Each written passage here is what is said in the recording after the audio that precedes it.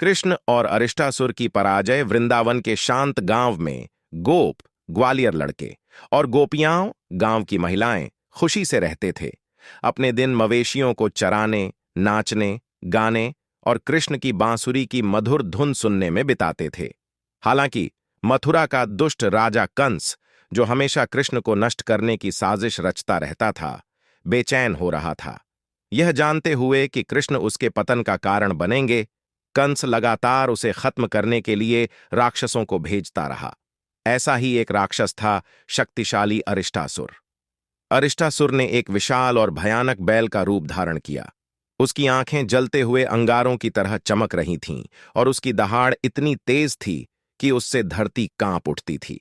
उसके तीखे सींग उसके रास्ते में आने वाली किसी भी चीज को नष्ट करने में सक्षम थे।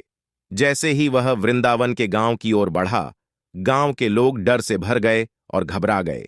गोपियां अपने बच्चों को अपने पास रखते हुए अपने घरों में छिप गईं, जबकि पुरुष मवेशियों की रक्षा करने की कोशिश कर रहे थे।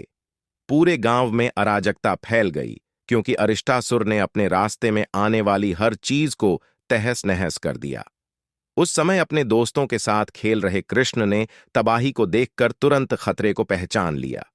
उन्हें पता था कि यह कोई साधारण बैल नहीं है, बल्कि कंस द्वारा विनाश लाने के लिए भेजा गया एक और राक्षस है। बिना किसी हिचकिचाहट के कृष्ण ने अरिष्टासुर का सामना करने और वृंदावन के लोगों की रक्षा करने का फैसला किया। जैसे ही भयानक बैल कृष्ण के पास पहुंचा, उसने उन्हें आग जैसी लाल आंखों से घूरा और पूरी ताकत से हमला किया। अपने घातक सींगों से उन पर हमला किया। शक्तिशाली बैल को कृष्ण की ओर भागते हुए देखकर गांव वाले डर के मारे खड़े हो गए, लेकिन कृष्ण शांत और निडर रहे। जैसे ही अरिष्टासुर करीब आया, कृष्ण ने एक हाथ से उसके सींग पकड़ लिए और आसानी से राक्षस को उसके रास्ते में ही रोक दिया। कृष्ण की अपार शक्ति से घबराए राक्षस बैल ने छूटने की कोशिश की, लेकिन कृष्ण ने उसे बहुत जोर से पीछे धकेल दिया, जिससे वह लड़खड़ा गया।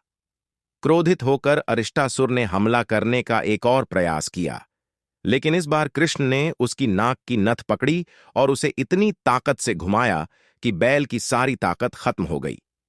अंतिम शक्तिशाली प्रहार से कृष्ण ने अरिष्टासुर को जमीन पर गिरा दिया, जिससे उसका राक्षसी रूप कुचल गया और उसकी जान चली गई। वृंदावन के लोग, जो विस्मय से देख रहे थे, जयकारे लगाने लगे और कृष्ण के नाम के नारे लगाने लगे।